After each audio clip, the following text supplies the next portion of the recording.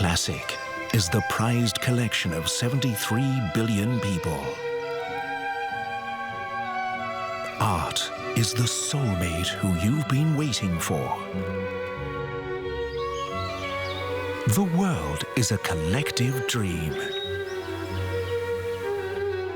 Fall in love with life. Seize the heart-pounding moment. Be a perfect mirror. Stay true to yourself. The world is bigger than you think. See beyond what you see. Channel 96, ViuTV6. Connect the world.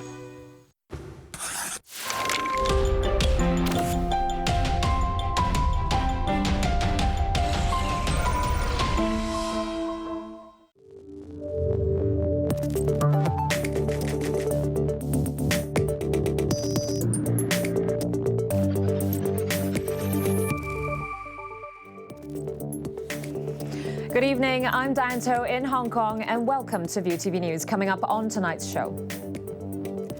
A diplomatic row between Gulf states reaches boiling point with Qatar blamed for promoting extremism.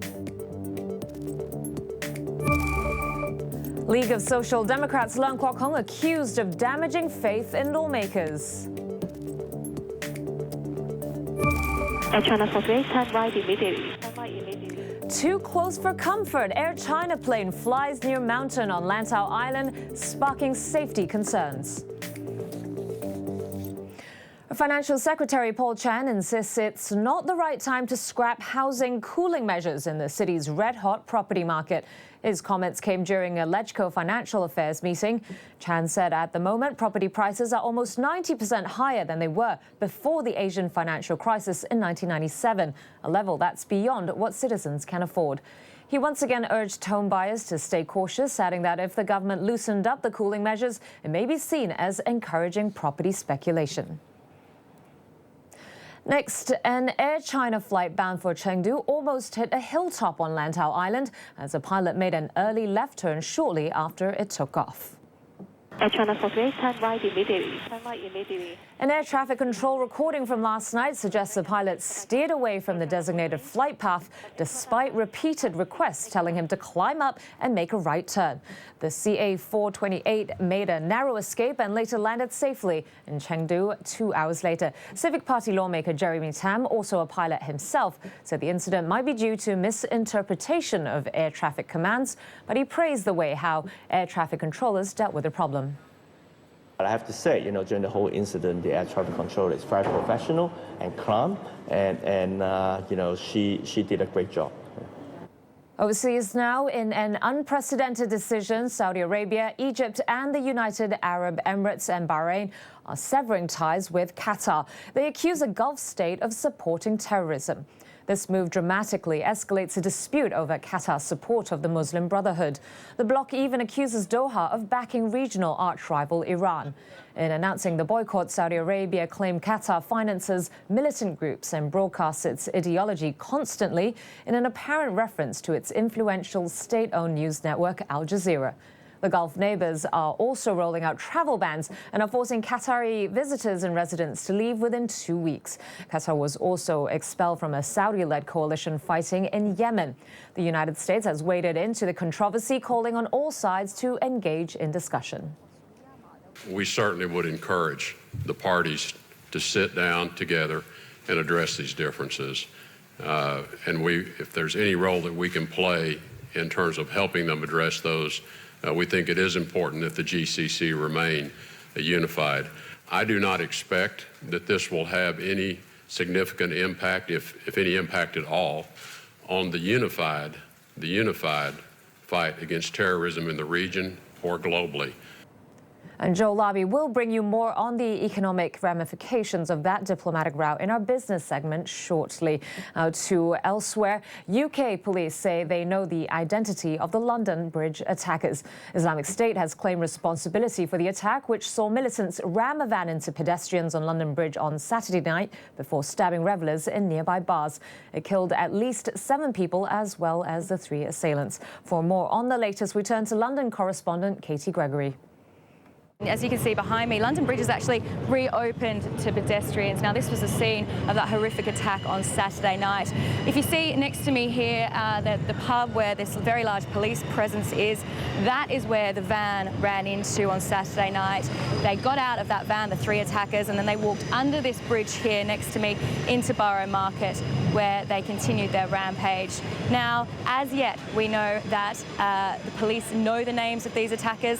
They are not confirming their identities due to operational reasons, but I'm sure in the coming hours they will let us know who these people are. And there have now been 12 arrests, a lot of those in the eastern suburbs of London here. Now, so far Islamic State have claimed responsibility for the attack, though they have offered no proof. Now, this London Bridge area and the Borough Market that joins onto it behind me are so popular with people, especially on a Saturday night. It would have been heaving here, open bars and restaurants, really popular with tourists as well. And some of those people who witnessed this, were caught up in the attack, have shared their stories. I don't know if I jumped or if I ran, and I remember moving and watching the van drive into the couple that were behind me. He only stepped outside the pub for a second, and a man ran up to him and said, "This is for my family, for Islam." Looked him straight in the face and stabbed him. The taxi driver just swerved towards me and screamed out his window, like, "Run, you have to run, they've got a knife." And his face was just like, yeah, something was just so wrong, so I just started running as fast as I could.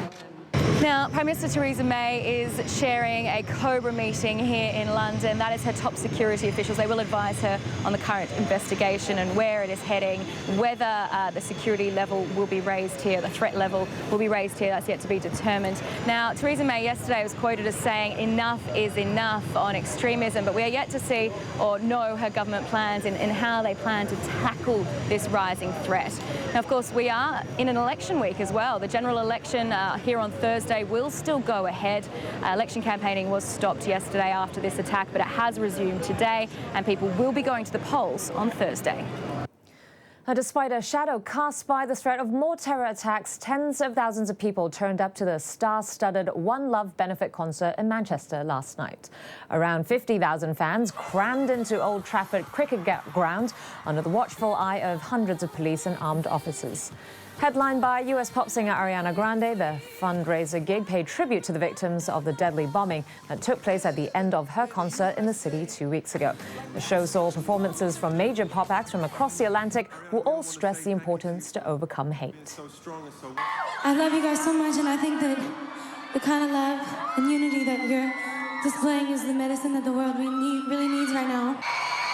I'm bowing because despite all the things that have been going on in this place, I don't feel or smell or hear or see any fear in this building. I encourage you to choose love, even when it's difficult. Let no one take that away from you. Would you agree that love always wins? Now, closer to home, and concerns are rising over the growing clout of Islamic State in the region. Southeast Asian nations plan to beef up security and cooperation to stem the movement of militants across their porous borders. Grace Lee reports. A new chief concern at Asia's top security summit in Singapore over the weekend, several countries raising the alarm over the growing threat from Islamic State and its affiliated groups in the region, as the city of Marawi in the southern Philippines remains a battleground between troops and Islamic insurgents. Security officials say it's the greatest warning yet that ISIS is building a base in Southeast Asia, neighboring countries pledging to come together to form a response, including the world's largest Muslim nation. Indonesia is ready to support the work of intelligence, including sharing information to resolve the issues related to terrorism with its Southeast Asian partners and other countries like the United States. Indonesia, Malaysia, and the Philippines say they're planning to step up intelligence sharing and begin joint air patrols while beefing up their presence on the water, as fears mount that ISIS fighters from Marawi could exploit open borders and escape to nearby countries. Beyond Marawi, recent spates of violence from Muslim extremists have included bombings in Indonesia and a series of kidnappings in the Philippines by the pro-Islamic State group Abu Sayyaf. Security experts say Southeast Asia is increasingly vulnerable to attacks as ISIS suffers setbacks in Iraq and Syria and looks to push its franchise overseas as aggressively as it can. All right, coming up next, the latest from the world of business with Joel Labi.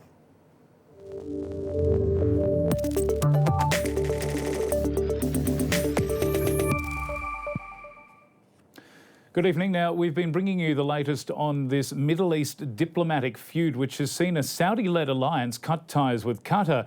And as part of that, airlines are now joining in the boycott.